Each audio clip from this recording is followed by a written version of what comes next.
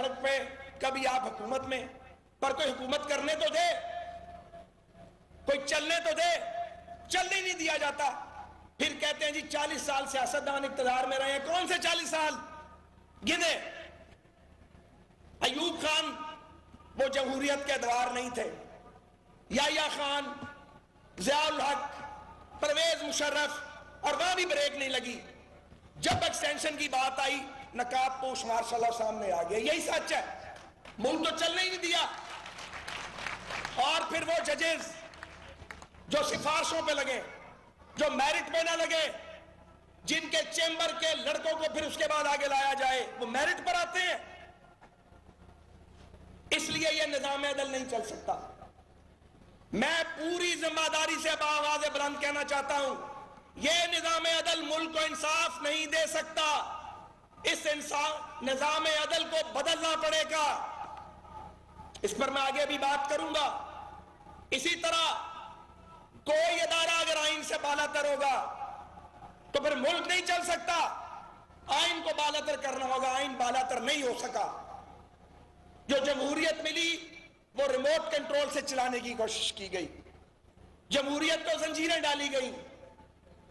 اس عمران سے ہماری شکایت کیا ہے؟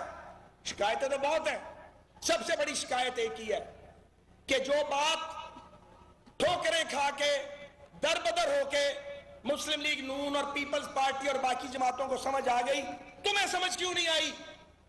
جب سب کو سمجھ آ گئی تو تم ان کو اویلیبل ہو گئے سازش کرنے کے لیے، کیونکہ تمہیں وزیر اعظم بننا تھا۔ تم کسی کی ٹانگ کاٹنا چاہتے تھے، کسی کا سر کاٹنا چاہتے تھے، کسی کا منہ کالا کرنا چاہتے تھے۔